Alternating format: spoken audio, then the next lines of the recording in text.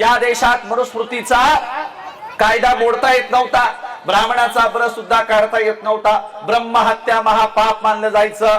तेव्हा जगद्गुरु जगतवंद्य तुकोबरायांनी अभंग लिहिला, काय महिमा वर्णू आता सांगणे किती, कोटी ब्रह्महत्या मुख पाहता जाती। अरे आमच्या तथागत विठ्ठलाचा काय महिमा सांगावा, 1 कोटी ब्राह्मणांची हत्या झाली आणि एकदाच विठ्ठलाचं तोंड पाहिलं तर सगळं पाप धुतलं जातं। हा मनुस्मृतीच्या विरोधातला अभंग लिहिणारे गाणारे जगतवंद्य जगद्गुरु तुकोबाराय आणि प्रतापगडाच्या पायथ्याशी कृष्णा भास्कर कुलकर्ण्याची खांडोळी करून हाच तुकोबारायांचा अभंग प्रत्यक्षात खरा करून दाखवणारे त्यांचे खरे पटशिष्य, रयतेच्या राज्याचे संस्थापक, कुळवाडी भूषण बहुजन प्रतिपालक, ज्यांनी सह्याद्रीच्या दऱ्याखोऱ्यातून घोड्यांच्या टापांचा आवाज दिल्लीच्या तख्तापर्यंत नेला, ज्यांच्याबद्दल ज्योतिराव फुले म्हणाले आम्हा कुळवाड्यांचा राजा, आणि म्हणून छत्रपती शिवाजी महाराज, लोकराजा राजर्षी शाहू महाराज आणि तुमच्या आमच्या एकूण सगळ्या क्रांतीचे जनक असणारे ज्योतिराव फुले साहेब यांना देखील अभिवादन करतो।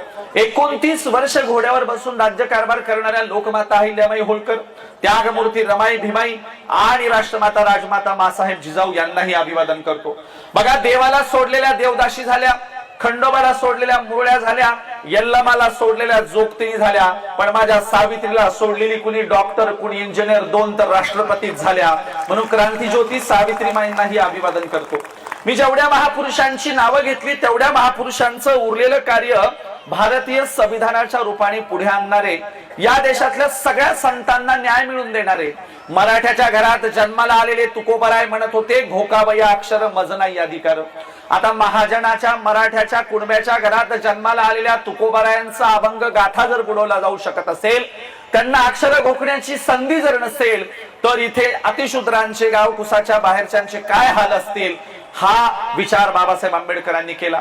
मराठ्याच्या घरात जन्माला आलेले तुकोबराय म्हणत होते नाही कोणी येथे मुक्यांचा जाणं, आम्ही मुके आहोत, आम्हा मुक्यांची जाणीव ठेवणारा कोणी नायकच नाही। हाच अभंग घेऊन तुकोबरायांच्या नावाने मूक नायक पेपर सुरू करणारे आणि खऱ्या अर्थाने मराठ्याच्या घरात जन्माला आलेल्या तुकोबरायांच्या संकल्पनेतला मुक्यांचा नायक ठरलेले भारतीय घटनेचे खरे शिल्पकार, परमपूज्य बोधिसत्व, विश्वरत्न, महामानव डॉक्टर बाबासाहेब आंबेडकर यांनाही या ठिकाणी मी अभिवादन करतो।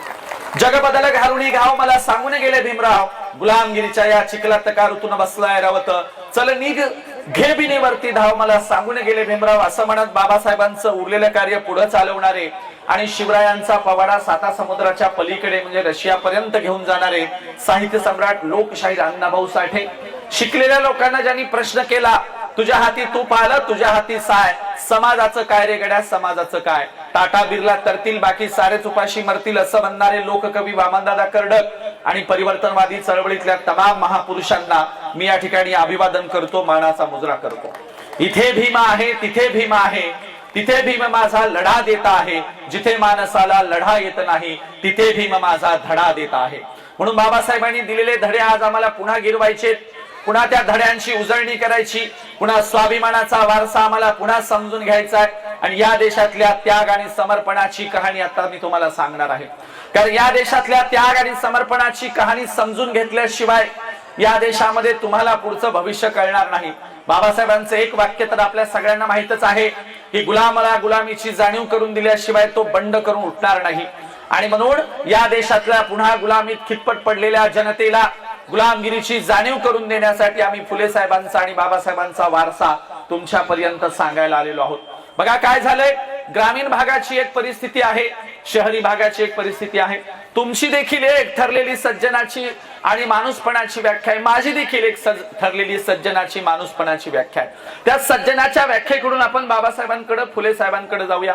बघा, खेड्यामध्ये सज्जन कुणाला म्हणावं, तर तुमच्या खेड्यातली एक सज्जनाची व्याख्या आहे। कुणाला म्हणावं सज्जन, जो कुणाच्या आध्यात जात नाही, जो कुणाच्या मध्यात जात नाही, ज्याचे शब्द सुद्धा विकत घ्यावे लागतात, त्याला सज्जन म्हटलं जातं। असला सज्जन काय चाटायचा आहे का, त्याचं लोणचं घालायचं का, काय उपयोग आहे?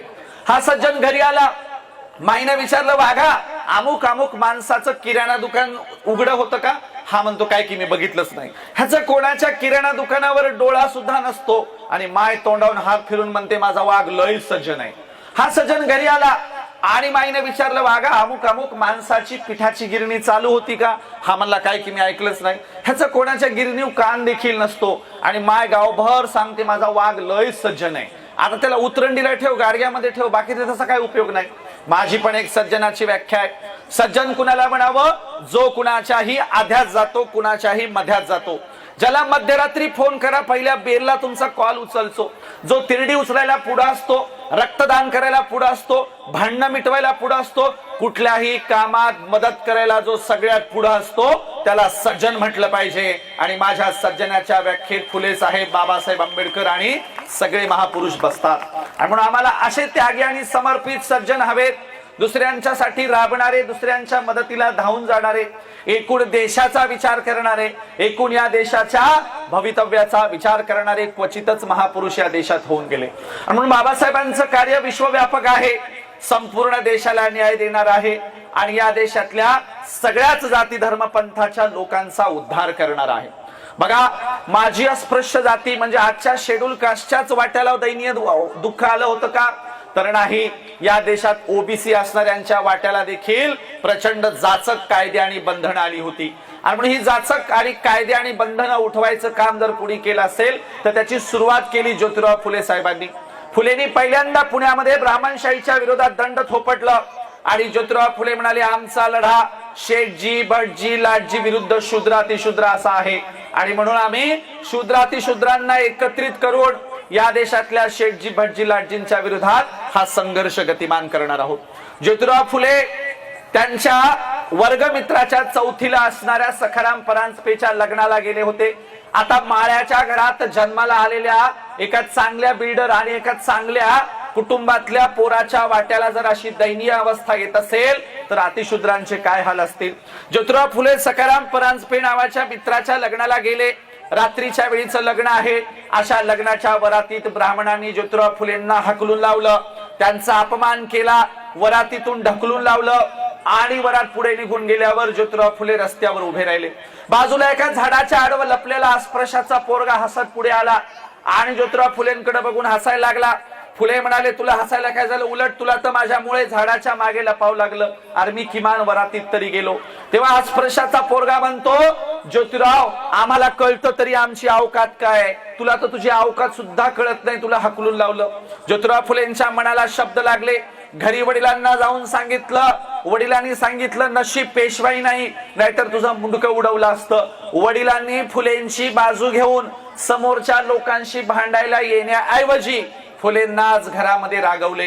ज्योतिराव फुलेंनी तर्कबुद्धी जागृत केली, पुस्तकं वाचले, धर्मग्रंथ वाचले, अस्पृश्यता काय आहे समजून घेतली, जाती व्यवस्था काय समजून घेतली आणि या जाती व्यवस्थेतून लोकांना मुक्त करायचं असेल तर पहिल्यांदा विद्या दिली पाहिजे असं ज्योतिराव फुले म्हणाले.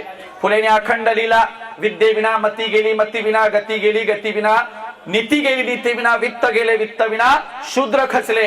एवढे अनर्थ एका अविद्येनं केलं आणि म्हणून ज्योतिराव फुलेंनी पहिल्यांदा शाळा काढायला सुरुवात केली. ज्योतिराव फुलेंनी अस्पृश्य वस्तीत सकाळी सकाळी जायचे. फुलेंना तात्यासाहेब म्हटलं जायचं. एकदा फुलेंनी एका अस्पृश्याचं लहान लेकरू आपल्या कडेवर उचलून घेतलं आणि फुले पळत आपल्या घराकडे निघाले. तेव्हा अस्पृश्य वस्तीमधले लोक म्हणाले, ओ तात्यासाहेब, आमचे लेकरं घेऊन कुठं चाललात? तेव्हा ज्योतिराव फुले म्हणाले, ही लेकरं मी माणूस बनवायला घेऊन चाललोय. तेव्हा त्या गल्लीतले लोक म्हणाले, मग आम्ही काय जनावर आहात का काय? तेव्हा ज्योतिराव फुले म्हणाले, अरे जनावर तरी तुमच्यापेक्षा चांगली आहेत, तुमचं जगणं जनावरांच्याही पलीकडचं आहे. मी तुम्हाला माणूस बनवण्यासाठी शाळा काढतोय. म्हणून या देशात पहिल्यांदा जर आमच्या भवितव्याचा विचार कोणी केला असेल तर तो क्रांतीसूर्य ज्योतिराव फुले साहेबांनी. आणि म्हणून आम्हाला वारसदार कसे हवेत? बाबासाहेबांसारखे, फुले साहेबांसारखे आम्हाला विचारांचे आणि या देशाला उंचीवर नेणारे वारसदार हवेत. बघा, एकदा ज्योतिराव फुलेंचे सासू सासरे म्हणजे सावित्रीमाईंचे आई वडील एकदा सावित्रीमाईंना भेटायला आले. महिलांच्यासाठी फार महत्वाचा किस्सा सांगतो ऐका.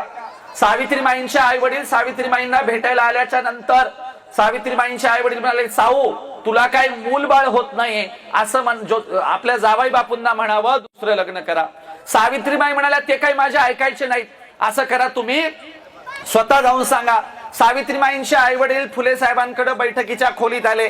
जावाई बापूंना म्हणाले, जावाई बापू तुम्हाला काही आमच्या साऊकडून मूलबाळ होईना, असं करा तुम्ही काय करा, दुसरं लग्न करा आणि साऊला सवत आणा, सवत. ज्योतिराव फुले म्हणाले, दरवेळेला मूलबाळ होत नसेल तर दोष काय स्त्रियांचाच असतो का? समजा मी सावित्रीला दुसरी सवत आणली आणि तिलाही मूलबाळ नाही झालं तर मग साऊला दुसऱ्या सवत्या आणाल का? दुसऱ्या सवत्या आणणार असाल तरच मी दुसरं लग्न करायला तयार आहे. सावित्रीबाईंच्या आई वडील म्हणाले असला कसला जावई आहे बाबा, ऐकतच नाही, निघून गेले. बरेच दिवस झालं. पुन्हा सावित्रीबाई म्हणाल्या असं काय करता, दुसरं लग्न करा. ज्योतिराव फुले म्हणाले साऊ अगं दुसरं लग्न कशाला करायचंय? सावित्रीबाई म्हणाले आपण मेल्यावर आपल्या समाधीवर 4 फुलं व्हायला येणारा आपला वारसदार नको का? तेव्हा ज्योतिराव फुले म्हणाले सावित्री अगं पोटची पोरच वारसा चालवतील याची काही गॅरंटी नसते, पण मी तुला गॅरंटी देतो आपण मेल्यावर आपलं साहित्य वाचून असा कुणीतरी आपला वारसदार येईल की आपलं उरलेलं कार्य तंतोतंत पुढे चालवेल आणि आपला विचार देशभरात नेईल. ज्योतिराव फुले गेले आणि फुले गेल्याच्या नंतर 1 वर्षांनी ज्यांचा जन्म झाला, ज्यांनी फुलेंना आयुष्यात कधीही पाहिलं नाही, परंतु फुलेंचं उरलेलं सर्वच्या सर्व कार्य ओळ वाईज दिनांक वाईज पुढे चालवलं, ते ज्योतिराव फुलेंचे खरे वंशज आणि खरे वारसदार म्हणजे डॉक्टर बाबासाहेब आंबेडकर आहेत. बघा फुले म्हणाले मांग महार निंदा ठावे नाही व्यथा जाळा म्हणू ग्रंथा एकदाची.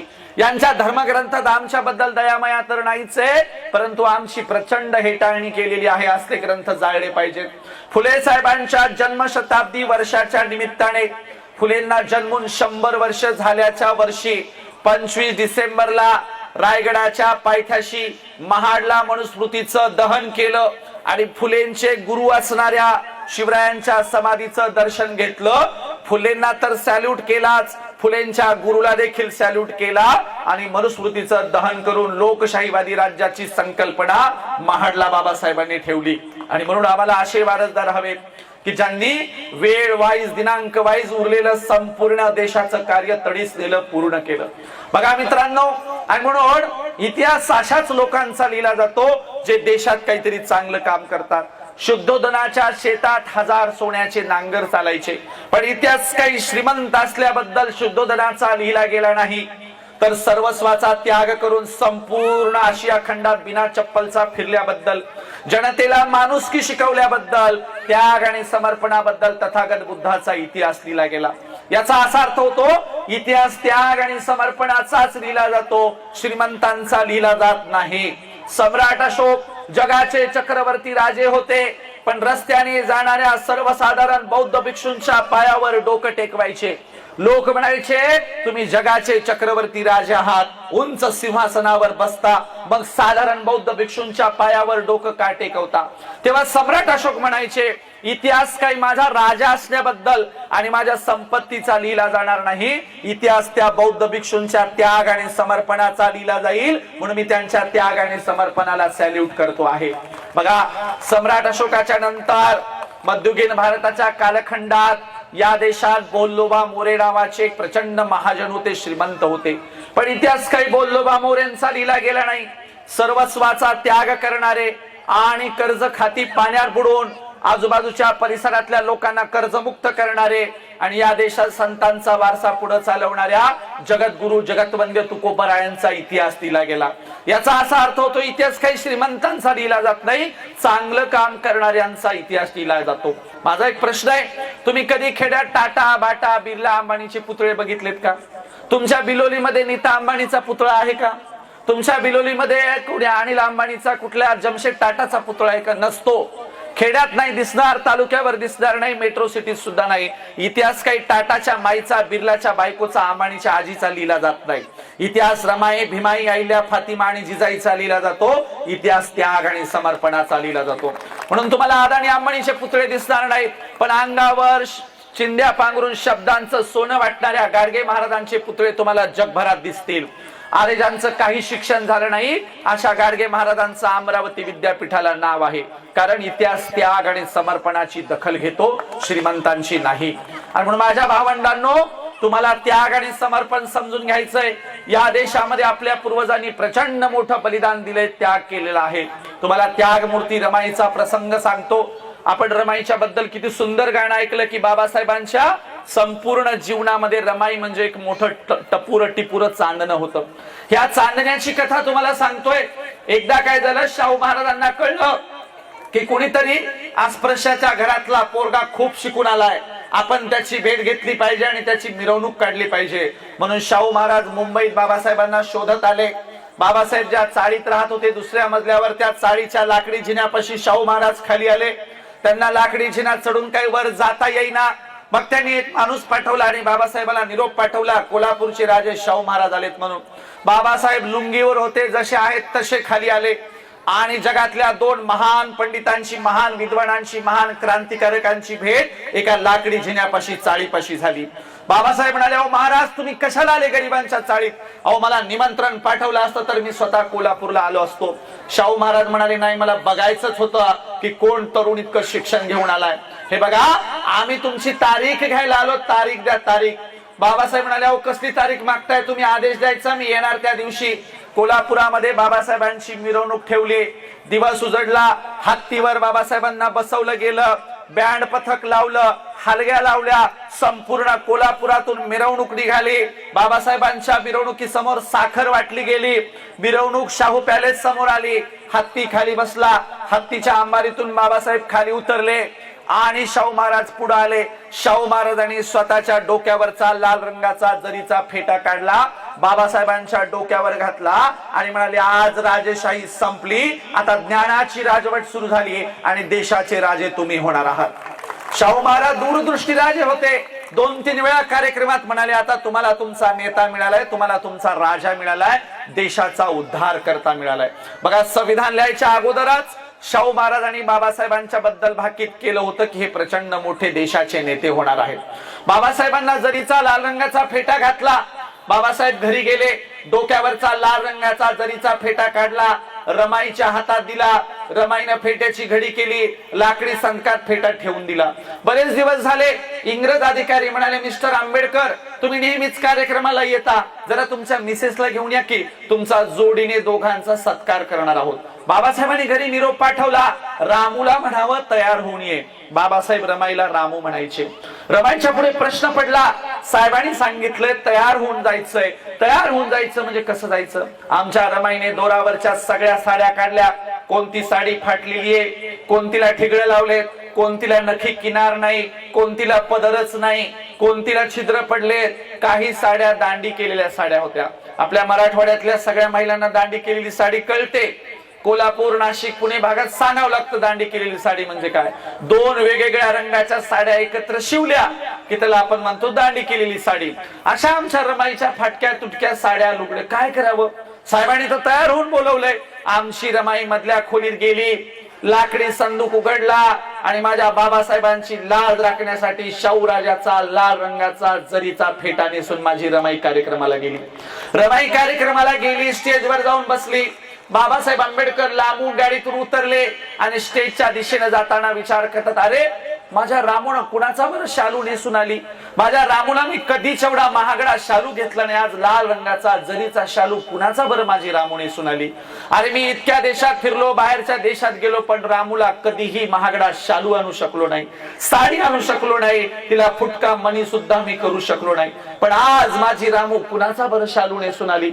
जसे जसे बाबासाहेब आंबेडकर स्टेजच्या दिशेने जातात, स्टेजच्या पायऱ्या चढायला लागतात, तसं लक्षात येतं, अरे माझी रामू माझी लाज राखण्यासाठी शाहू महाराजांचा जरीचा फेटा नेसून आलीये. बाबासाहेबांच्या डोळ्यातून थेंब ओघळणार तेव्हा बाबासाहेब ठरवतात रामूकडे बघायचं नाही. रामूकडे बघितलं तर रामू देखील रडेल आणि आपल्या डोळ्याला अश्रू येतील. बाबासाहेबांनी ठरवलं खाली बघायचं. रमाईच्या लक्षात आलं, साहेबांनी ओळखलंय मी शालू नाही फेटा नेसून आलीये. तेव्हा रमाईनं पण ठरवलं साहेबाकडे बघायचं नाही, चुकून साहेबांना किंवा मला रडू आलं तर प्रसंग वेगळा होईल. म्हणून रमाईने ठरवलं पायाकडे बघायचं. खाली रमाईनं जे मुंडकं घातलं ते वर केलंच नाही. कार्यक्रम संपला. दोघही गाडीतून घरी जात होते. संपूर्ण गाडीमध्ये कुणीच बोलत नव्हतं, सगळे चिडेल चूप होते. घरी गेल्याच्या नंतर साहेबांनी अंगावरचा कोट काढून रमाईच्या हातात दिला तेव्हा रमाईच्या डोळ्यांना अश्रुधारा लागल्या होत्या. रमाईचे अश्रू बाबासाहेबांच्या बुटावर पडत होते आणि बाबासाहेब सांगत होते, रामो काळजी करायची नाही, मी माझ्या जनतेला सांगेल, एक वेळच मला विसरला तरी चालेल, पण माझ्या रामूचा त्याग आणि समर्पण विसरायचं नाही. तिच्या त्याग आणि समर्पणामुळेच मी संपूर्ण देशाचा संसार करू शकलो. मी रामूचा संसार नीट नाही करू शकलो, पण लोकशाहीचा संसार, या देशाचा संसार मी नीट करू शकलेलो आहे. आणि म्हणून रमाईच्या त्याग आणि समर्पणामुळे आम्हाला चांगले दिवस आलेत. मला महिलांना प्रश्न करायचा, एक विचारायचा आहे, जेव्हा केव्हा तुम्ही जयंतीला जाण्यासाठी कपाट उघडता किंवा तुम्ही कुठल्या तरी लग्नाला जाण्यासाठी सुटकेस बास्केट उघडता आणि त्या कपाटातून सुटकेस मधून एखादी चांगली महागडी साडी नेसण्यासाठी काढता, ती चांगली महागडी साडी नेसत असताना तुम्हाला चुकून तरी रमाईच्या त्याग आणि समर्पणाची आठवण होते का? तुम्हाला चुकून रमाई कधीतरी आठवते का? आणि म्हणून आम्ही स्वतःला हा प्रश्न केला पाहिजे. म्हणून दरवर्षी महापुरुषांच्या जयंतीच्या निमित्ताने त्यांनी केलेल्या कामाची उजळणी आम्ही केली पाहिजे. आपलं कसं आहे, 4 महिलांचं, आपल्या महिला एकत्र येतच नाहीत आणि आल्या तर चर्चा कशावर करतात, कोणाची नांदना, कोणाची पळून गेली, कोणाला कोड फुटला, कोणाची काडी मोड झाली, याच्या आमच्या बायाची चर्चा असते. पण घरात कधी रमाई, भीमाई, आईल्या, फातिमा, जिजाईची चर्चा नसते. कधी रमाईच्या त्यागाची चर्चा नसते. एका गावामध्ये शेड्यूल कास्टला जागा सुटली सरपंच पदाची. मग बाई झाली सरपंच. मग अधिकारी आले, सरपंच कोण आहे, सरपंच कोण आहे. मग बाई पुढे आली, म्हणली सरपंच नाही, मीच सरपीन आहे, म्हणली मीच गावची प्रमुख आहे. आता बाई मोठ्या त्यागाने सरपीन झाली. सरपीन झाली तर झाली, इकडून 5% खाय, तिकडून 10% खाय, इकडून वड तिकडून वड, मस्त 2 मजली बंगला बांधला. चांगली एका दिवशी महागडी साडी नेसली, गावभर फिरली. गावचे लोक गेले कदरून, म्हणले एवढी सगळीला आम्ही सरपंच केलं, गावचा विकास गेला बोंबलं, स्वतःचाच विकास केलाय म्हणले. मग बाया म्हणले हिला विचारायचीच नाही कितीला साडी घेतली म्हणून. अख्खं गावभर फिरलं, कोणीच विचारेना कितीला घेतली. संध्याकाळ झाली, बोळीचा रस्ता लागला, अरुंद अरुंद रस्त्याने पाय आपटीत, दन दन पाय आपटीत घराकडे निघाली. घराकडे आणणाऱ्या रस्त्याने जाताना रस्त्यात एक कुत्री झोपली होती. कुत्रीच्या शेपटी पाय पडला. कुत्री म्हणली काय कोण, ही म्हणली आजच घेतली 10,000 रुपयाला. कोणीच विचारेना कुत्रीला सांगायली. अशी आमची सगळी अवस्था आहे, परिस्थिती आहे. आणि म्हणून शेजाऱ्या पाजाऱ्यांशी तरी संवाद ठेवला पाहिजे, ग्रामीण जनतेशी संवाद ठेवला पाहिजे, एकमेकांशी संवाद ठेवला पाहिजे, तरच आपल्या देशाचा, गावाचा, राष्ट्राचा विकास होणार आहे.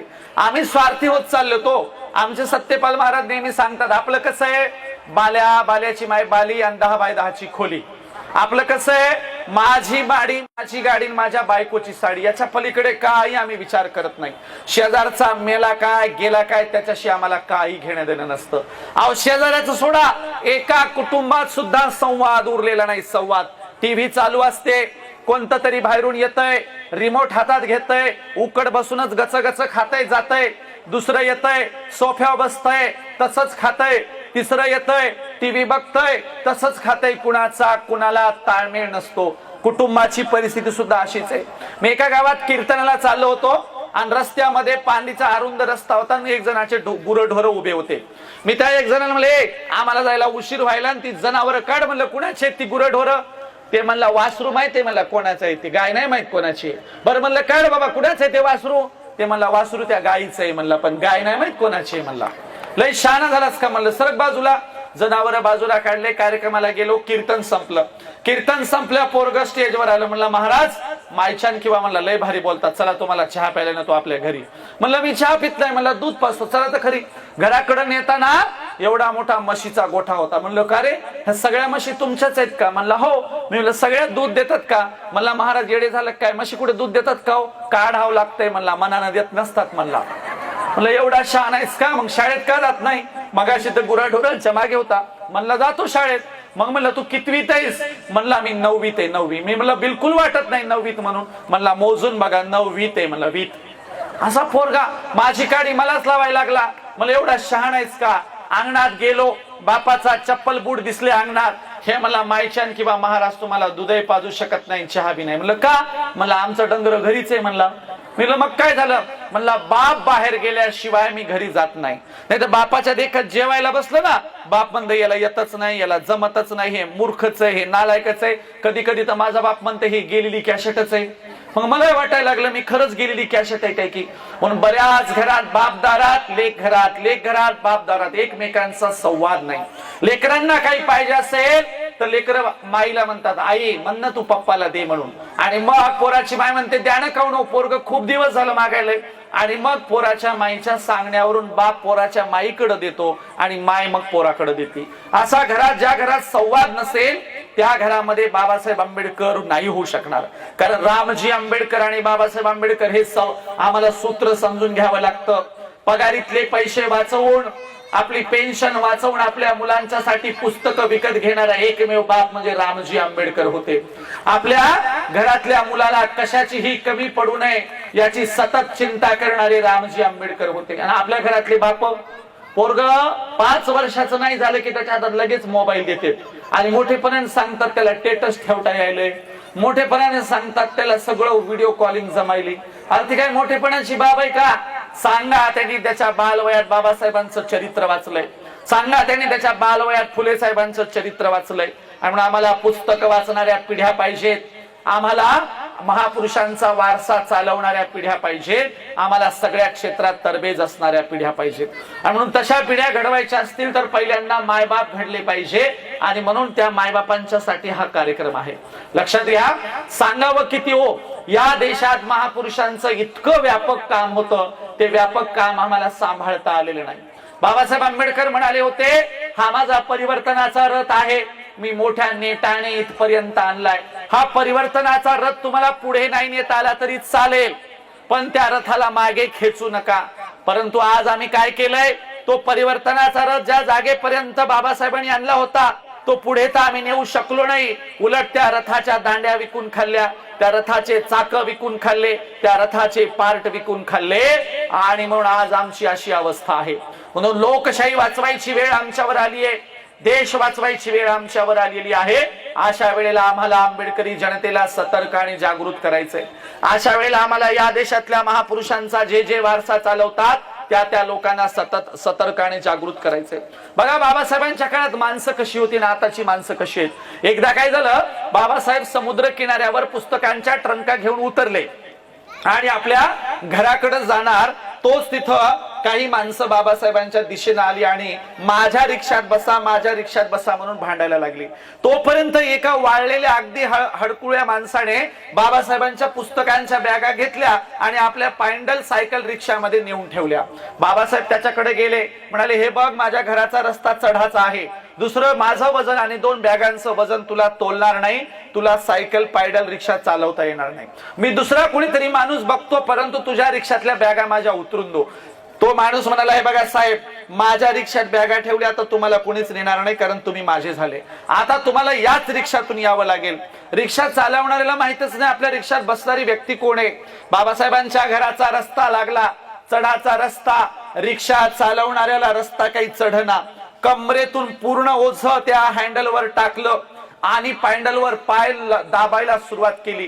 पायंडल काही दबता दबेना, हँडलवर पूर्ण ओझं पडलंय. माणसाचा तोल समोरून पुढे गेला आणि अगदी तोंडावर माणूस पडला. रिक्षा बाजूला जाऊन आदळला.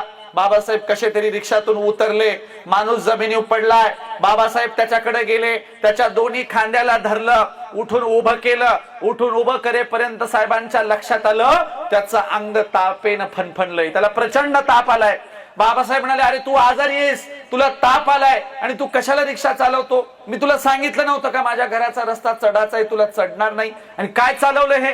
बाबासाहेबांनी खिशात हात घातला, पैसे दिले, सांगितले, हे पैसे घे, दवाखान्यात जा, इथून माझं घर जवळ आहे, मी कुणाला तरी बोलवेल आणि माझ्या बॅगा घेऊन जाईल. त्या माणसाने पैशाच्या पाकिटाला किंवा पैशाला हात सुद्धा लावला नाही. माणूस मागे सरकला, म्हणाला, नाही साहेब, जोपर्यंत तुम्हाला तुमच्या घरी नेऊन पोहोचवत नाही तोपर्यंत या पैशावर माझे अधिकार नाहीत. आणि मी काही कच्च्या गुरुचा चेला नाही, माझ्या गुरुने नाही सांगितलं असं कोणाचे पैसे घ्यायचे म्हणून. तुमचं काम करेल तरच या पैशावर माझा अधिकार आहे. बाबासाहेब म्हणाले, अरे आजारी आहेस आणि कोण्या गुरुचं मला गिन्यान सांगायला लागला, पैसे घेऊन जा, कोण्या गुरुचं नाव सांगायला लागला? तेव्हा तो म्हणाला, हे बघा साहेब, मी ताप असताना का हे रिक्षा चालवतोय? कारण माझ्या गुरुच्या सभेला मला जायचंय, माझ्या सहकुटुंबाला मी येवल्याच्या सभेला घेऊन जाणार आहे, आणि म्हणून माझ्या बाबासाहेबांच्या सभेला जाण्यासाठी मी पैसे कमवतोय. माझे गुरु बाबासाहेब आहेत, त्यांनी सांगितले श्रमाशिवाय कमाई करायची नाही. बाबासाहेबांनी डोळ्यावरचा चष्मा काढला आणि म्हणाले, अरे वेड्या, ज्या गुरुचं नाव घेतोस, ज्या गुरुच्या सभेला जाण्यासाठी एवढी तयारी करतोय, तो डॉक्टर बाबासाहेब आंबेडकर तुझ्या समोर उभा आहे, मीच आंबेडकर आहे. त्या माणसाच्या डोळ्यातून अश्रुधारा व्हायला लागल्या. बाबासाहेबांच्या पायावर डोकं टेकवलं. बराच वेळ झाला डोकं टेकवून बाबासाहेब खाली वाकले आणि उठवायला गेले. बाबासाहेबांच्या पायावर प्राण सोडून दिले, जीव सोडून दिला. अशी माणसं बाबासाहेबांच्या समकालीन होऊन गेली.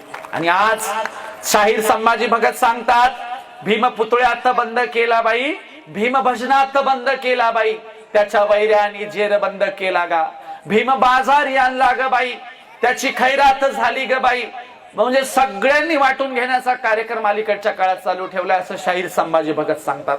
आणि म्हणून आम्हाला बाबासाहेबांच्या समकालीन असणाऱ्या त्यागी आणि समर्पित माणसांच्या सारखी माणसं पाहिजे।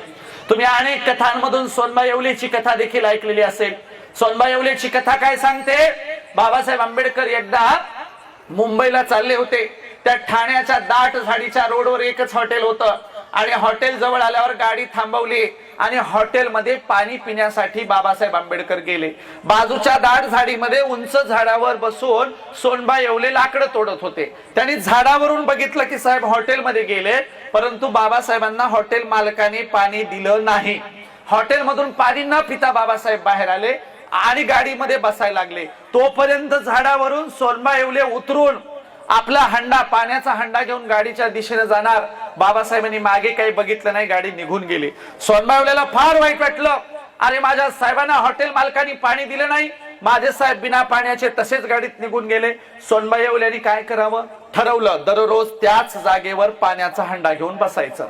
एक दिवस झाला, एक महिना झाला, एक वर्ष झालं, सलग 9 वर्ष सोनबाई येवले नावाचे गृहस्थ बाबासाहेबांच्या वाटेवर पाण्याने भरलेला हंडा घेऊन बसायचे। किती वर्ष? 9 वर्ष। कधी बसायचे? ऊन असू द्या, वारा असू द्या, पाऊस असू द्या, झडीच्या पावसात सुद्धा एकाही दिवसाचा खाडा सोनबाई येवलेंनी पडला नाही। का? कारण ज्या दिवशी मी पाण्याचा हंडा घेऊन नाही जाऊ शकलो, त्या दिवशी त्याच रस्त्याने माझे साहेब जर गेले आणि साहेबाला पाणी जर नाही मिळालं तर काय करायचं? एकही दिवस पावसात सुद्धा खाडा पडू दिला नाही। अशा अवस्थेत सोनबाई येवले मृत्यू पावले, मेले। ही गोष्ट बाबासाहेबांना कळली। तुमच्यासाठी सलग 9 वर्षे एक माणूस पाण्याने भरलेला हंडा घेऊन रस्त्यावर बसायचा। बाबासाहेब म्हणाले त्यांनी असं करायची काही गरज नव्हती। बाबासाहेबांनी पैशाचं पाकिट घेतलं, सोनबाई येवलेचं गाव शोधत त्यांच्या गावी गेले। अगदी आखूड आणि उंच नसणारं घर होतं, अगदी झोपडी टाईप लहान घर। अंगणात गावच्या लोकांनी बाज टाकली, बाबासाहेब बाजेवर बसले। सोनबाई येवलेची सून आली, बराच वेळ चर्चा झाली। सून सांगायला लागली, अहो साहेब तुमचं दररोज नाव घ्यायचे, साहेब एकदा तरी माझ्या हंड्यातलं पाणी पितील अशी अपेक्षा करायचे, पण साहेब तुमची आणि आमच्या सासऱ्यांची भेट काही होऊ शकली नाही। सून सांगत असताना सगळे रडत होते। बाबासाहेबांनी खिशात हात घातला, पैशाचं पाकिट काढलं, सोनबाई येवलेच्या सुनेकडे दिलं। सुनेने पैशाच्या पाकिटाला हात नाही लावला, मागे सरकली आणि काय म्हणाली, साहेब पैसे नको, पण आमची एक शेवटची इच्छा आहे, माझ्या सासऱ्याचं त्या मडक्यातलं एकदा एक घोट पाणी प्या, आमच्या पिढ्यानपिढ्यांचा उद्धार होईल। बाबासाहेबांनी हंडा घेतला, हंड्यातलं पाणी पिलं आणि सांगितलं, सोनबाई येवलेची कथा देखील जोपर्यंत मी असेल तोपर्यंत सांगितली जाईल, कारण मला असेच त्यागी आणि समर्पित माणसं पाहिजे। म्हणून बाबासाहेब जेव्हा जेव्हा कार्यक्रम करायचे तेव्हा सांगायचे, मला या देशात समता, स्वतंत्रता, बंधुत्व आणि न्याय यावर आधारलेला आदर्श समाज आणि राष्ट्र हवंय। मला इथे प्रश्न करायचा आहे, काय बाबासाहेबांच्या स्वप्नातलं राष्ट्र आम्ही उभं करू शकलो का? नाही, अत्यंत दुर्दैवाने सांगावं लागतं नाही। त्यांनी दिलेल्या संविधानाच्या विरोधात या देशात कार्यक्रम चालू आहेत। बाबासाहेबांनी संविधानात आर्टिकल 15 दिलं होतं। काय दिलं होतं? या देशात जात, धर्म, पंथ, वंश, संप्रदाय, लिंगभेद करता येणार नाही। आम्ही सगळे समान असू, कुणी लहान असणार नाही, कुणी मोठा असणार नाही, सगळे समान असतील, कायद्याच्या पुढे समान असतील, लोकशाही पुढे समान असतील। पण ठरलो का आम्ही समान? बिलकुल नाही।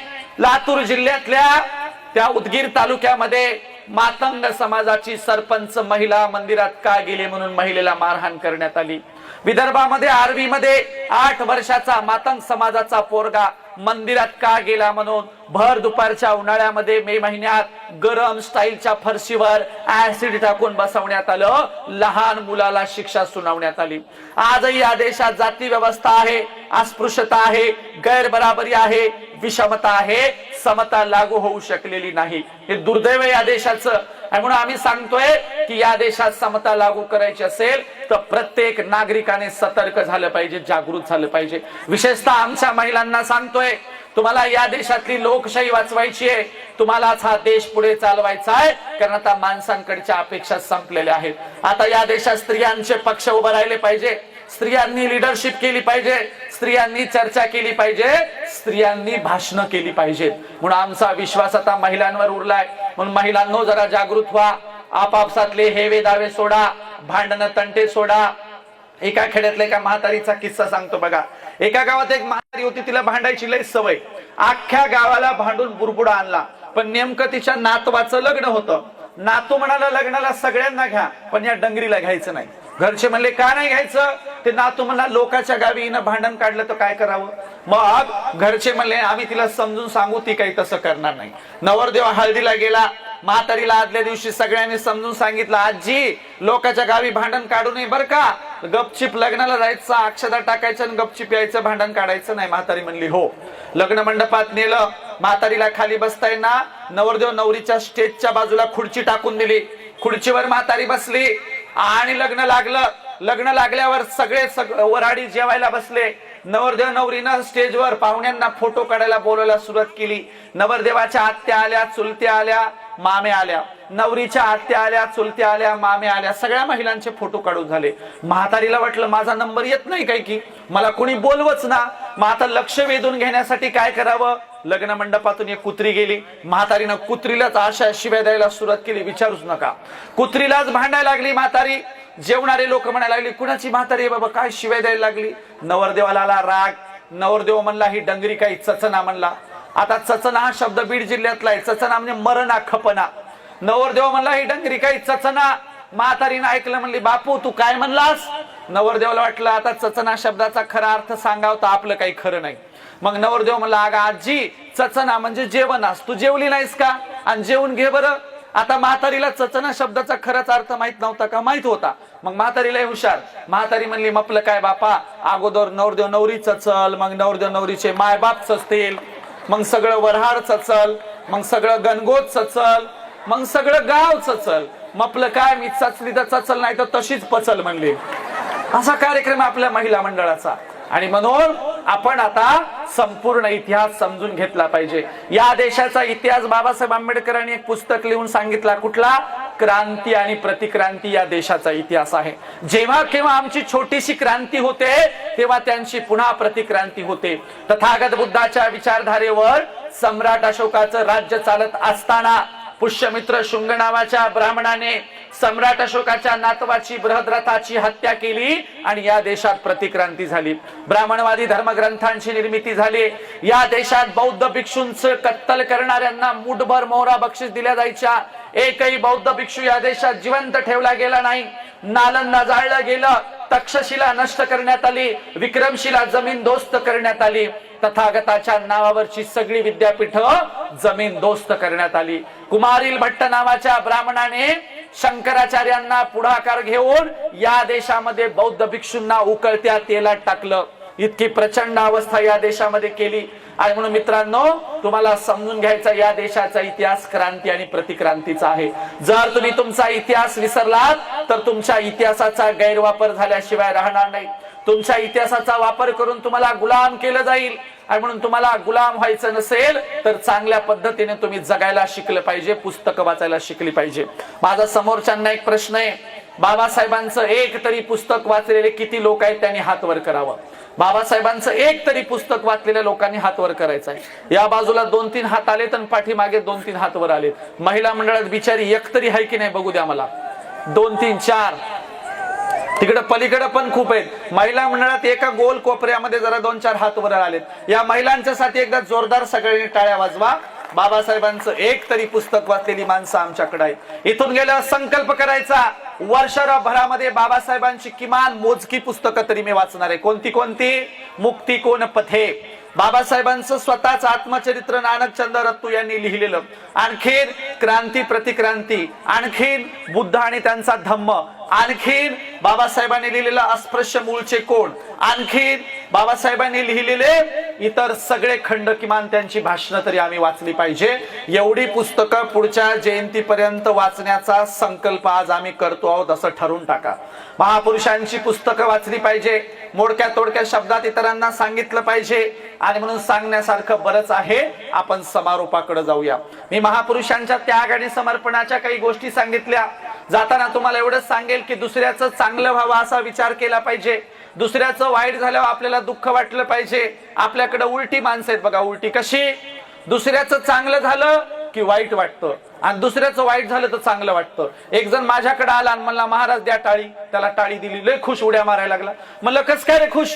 ते म्हणलं आमच्या शेजाऱ्याला लॉटरी लागली. मी म्हणलं पहिला माणूस बघायलो शेजाऱ्याला लॉटरी लागल्यावर आनंदी झालेला. ते म्हणलं तसं नाही, तुम्हाला नाही कळायचं. म्हणलं कस काय? म्हणला त्यांचं लॉटरीचं तिकीटच सापडना. म्हणला त्यांचं लॉटरीचं तिकीट हरवलंय म्हणून याला आनंद झालाय. एक जण डॉक्टर कडे गेला, म्हणला डॉक्टर साहेब माझ्या पोटात दुखायलंय. डॉक्टर म्हणले कधीपासून दुखायलंय? हा म्हणला शेजाऱ्याने बंगला बांधलाय तेव्हापासून दुखायलंय. म्हणजे लोकांना घर बांधलं की याच्या पोटात दुखायला, असा कार्यक्रम आहे. म्हणून दुसऱ्याचं चांगलं झालं तर आपल्याला चांगलं वाटावं, दुसऱ्याचं वाईट झालं तर आपल्याला दुःख व्हावं, असा आपला स्वभाव असावा. नेमका उलटा झालाय. हजारो वर्षापासून आमच्याकडे महापुरुष सांगत आलेत की अरे आम्ही बदललं पाहिजे, आमच्या कुटुंबाचा घराचा विकास झाला पाहिजे. आणि म्हणून या बदलासाठी तुम्ही सगळेजण साथ सहयोग द्याल अशी तुमच्याकडून अपेक्षा करतो. आणि जाताना एवढंच सांगेल, बाबासाहेब सूर्याला म्हणाले तू तिथला तर मी इथला सूर्य आहे. बाबासाहेब सूर्याला म्हणाले तू तिथला तर मी इथला सूर्य आहे. चल परिवर्तनाचा करार करू, तू ताऱ्यांना प्रकाशमान कर, मी साऱ्यांना प्रकाशमान करेल, मी साऱ्यांना प्रकाशमान करेल. आणि म्हणून तुम्ही इथून जाताना काहीतरी चांगलं घेऊन जाल अशी अपेक्षा करतो. बाबासाहेबांचा विचार पुढे चालवाल अशी अपेक्षा करतो. देशाला वाचवाल अशी तुमच्याकडून अपेक्षा करतो.